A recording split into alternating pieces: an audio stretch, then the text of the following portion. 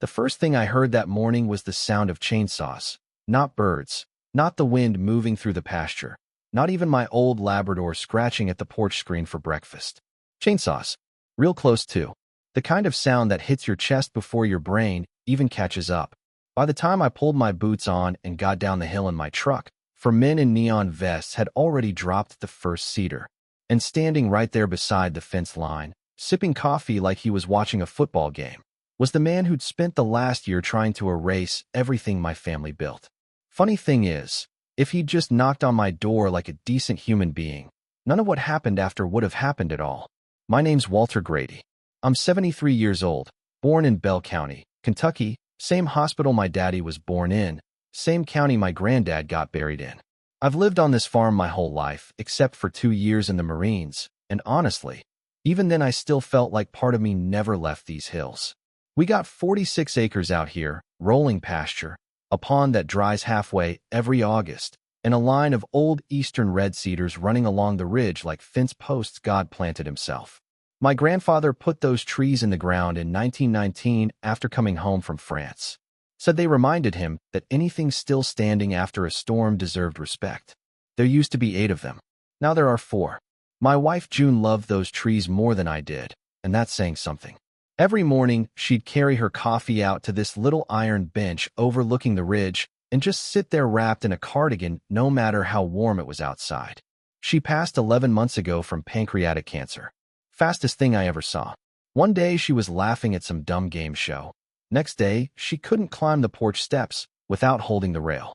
48 years married, and suddenly the house sounded wrong. Empty in all the places that mattered. After she died, I got into the habit of sitting where she used to sit. Didn't even realize I was doing it at first. Just me, the bench, the trees, and quiet. Then the developers showed up. At first it was survey flags. Little orange ribbons tied to branches down by Miller Creek Road. Then came the dump trucks, bulldozers, crews from out of state. Whole ridge started sounding like a war zone. Turns out some tech millionaire from California named Evan Ashcombe bought the old Tucker property behind mine. 180 acres. Planned to build one of those luxury wilderness retreats rich folks like to pretend is camping. Glass cabins, spa decks, yoga platforms overlooking the valley. Hell, they even advertised authentic Appalachian simplicity on their website while hauling imported marble up the mountain in flatbeds. First time I met Evan was at the county zoning office. He walked in 15 minutes late wearing a cashmere coat that probably cost more than my tractor. Didn't look at anybody when he talked either. Just stared at his phone while other people spoke, like we were background noise in his life. When the meeting ended, he finally glanced over at me and said, "You're the Grady who owns the Ridge Access Road, right?" Not hello. Not nice to meet you. Just straight to business. I said, "Depends who's asking." He smiled a little then. Not friendly either. More like the kind of smile somebody gives before they lowball you at a garage sale. "I'd like to discuss easement expansion." I told him no before he even finished the sentence. "See, that dirt road cutting through my pasture isn't public. Never was.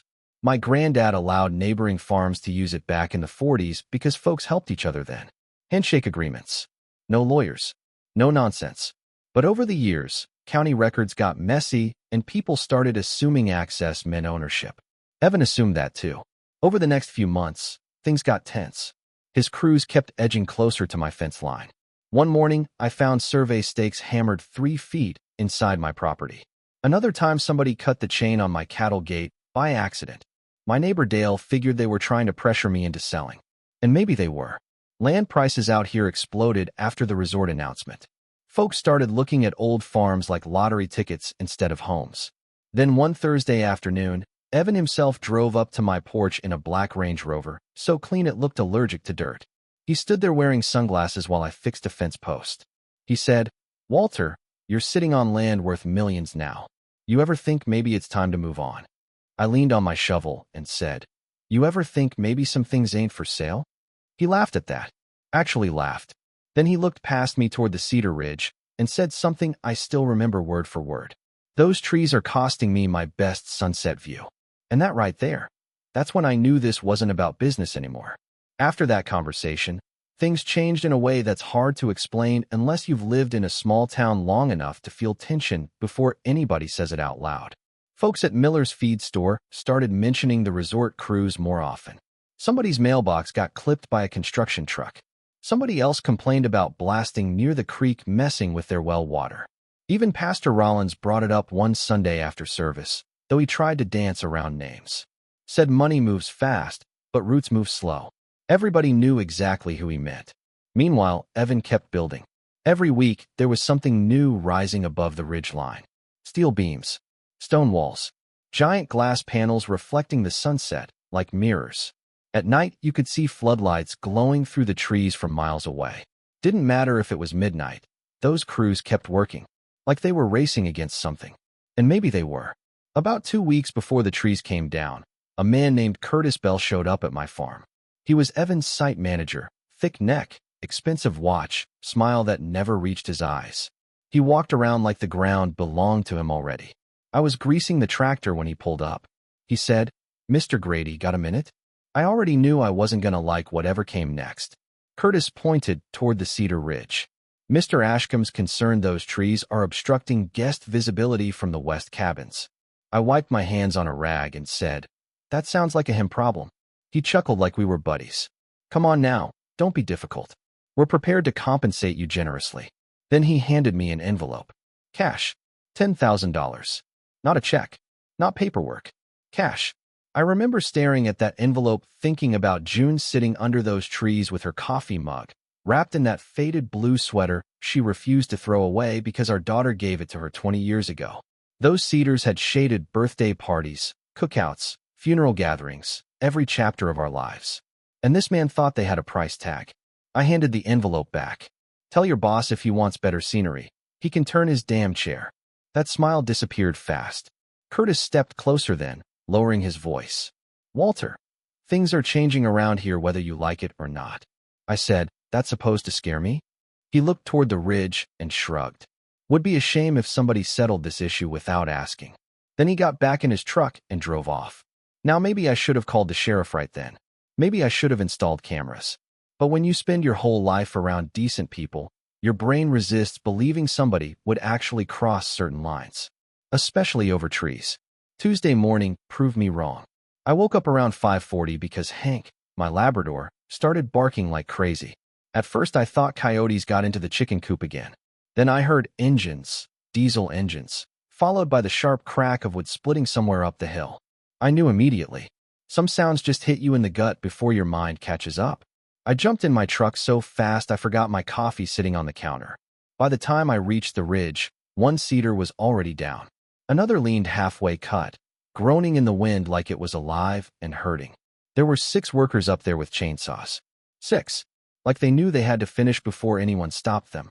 I slammed the truck door so hard one of them turned around startled. "What the hell do you think you're doing?" I yelled. Nobody answered. Then Curtis stepped out from behind a bulldozer, holding that same damn coffee thermos. "Morning, Walter." I still remember how calm he sounded. Like this was normal. I walked toward him shaking so hard I could barely breathe. "Those trees are on my land." Curtis shrugged. "Survey says otherwise." "That survey's bullshit, and you know it." Behind him another cedar cracked and hit the ground so hard the earth shook beneath my boots. I swear to God, something inside me dropped with it. You spend enough years loving a place, and eventually pieces of it become tied to people you've lost. Watching those trees fall felt like losing June all over again. I told the workers to shut the saws off. One kid actually hesitated. Curtis looked at him and barked, "Keep cutting." Then he turned back to me. "You should have taken the money."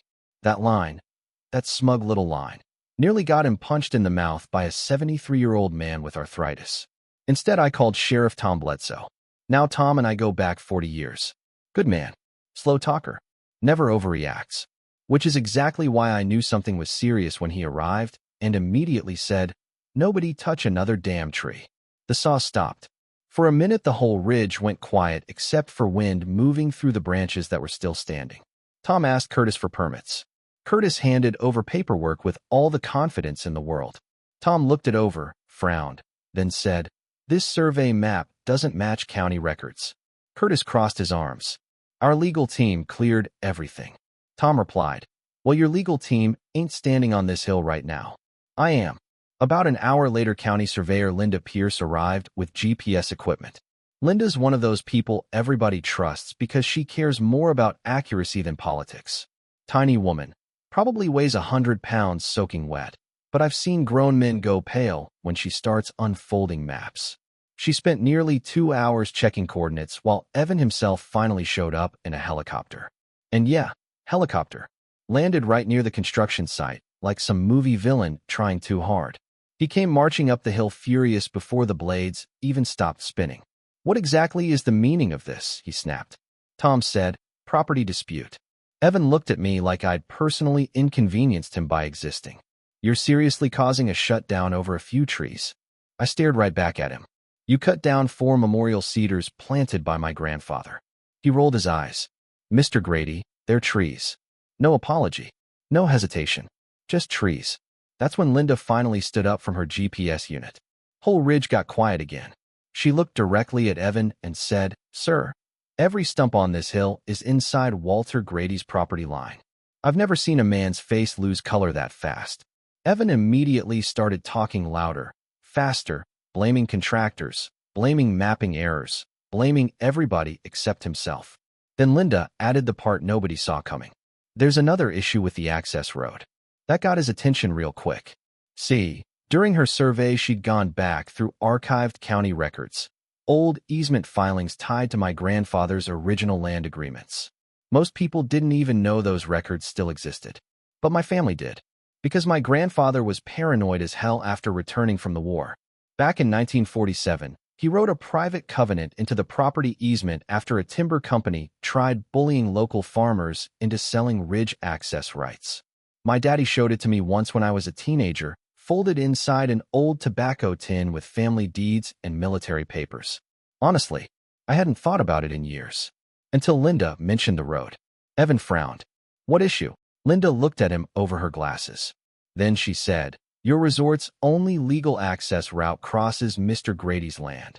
And according to this covenant, destruction of protected boundary markers results in permanent termination of easement rights." Silence. Real silence. The kind where even the workers stopped moving. Evan blinked twice. "Protected what?" I looked over at the stumps scattered across that ridge and quietly said, "Those cedars." And for the first time since I met him, Evan Ashcombe looked scared. At first, Evan actually laughed. Not confident either, nervous. Thin. Forced. "You cannot be serious," he said. Linda didn't blink. "I am completely serious." Evan looked toward Sheriff Bledsoe like somebody would jump in and fix this for him. Like money had always fixed things before, and he just hadn't reached the right person yet. "There has to be some mistake," he said. "That easement has been active for decades." Tom folded his arms. "Used to be." Then Linda handed Evan a photocopy of the covenant. I can still picture his face while he read it. That little twitch in his jaw. Eyes moving faster each line. The wind kicking dust across his expensive boots while 4 cedar stumps sat behind him like gravestones. The document was old but clear enough. Any party found responsible for destruction of designated boundary sentinels forfeits all rights to roadway access across Grady family land in perpetuity. My grandfather had signed it in fountain pen. 2 county witnesses signed beneath him. Filed and stamped, 1947. Evan looked up slowly. "This is insane." I said, "No. What's insane is cutting down another man's family history because it blocked your sunset." That hit harder than I expected. For a second, he didn't say anything. Then came the anger. "You think you've won something here?" he snapped. "Do you have any idea how much money is tied up in this project?" I looked around at the bulldozers, steel frames, glass cabins half-built across the ridge. Then I looked back at the stumps. My wife's ashes are buried under those trees. That shut everybody up. Even Curtis looked uncomfortable after that. Truth is, I hadn't told many people. June didn't want a cemetery plot. Said she wanted to stay on the ridge where the morning light hit first. So one cold November morning, our daughter and I spread her ashes beneath the tallest cedar while frost still covered the pasture. And now it was gone. Evan rubbed his temples like somehow I was creating unnecessary drama for him. "Walter, listen to me carefully," he said, lowering his voice again like we were suddenly businessmen making a deal. "I can compensate you for the trees. Name a number." I almost laughed. That's the thing people like him never understand. They think every conflict is secretly a negotiation waiting for the right price. I said, You still think this is about money? Then I walked past him, climbed into my truck, and drove straight home. About an hour later, I chained the gate shut across Ridge Pass Road. Simple as that. One heavy chain, one old brass lock. And just like that, Ashcombe Ridge Retreat stopped existing in any practical sense. No legal access means no supply deliveries. No inspectors. No guests. No emergency services clearance. Utility crews halted work within 48 hours. Contractors started pulling equipment out before liens hit. Investors got nervous fast once lawyers became involved. By Friday, the story had spread all over the county. Half the town treated me like some folk hero. The other half thought I'd gone too far. My nephew Caleb called saying, "Uncle Walt, people online are saying you tanked 100 local jobs." Maybe they were right.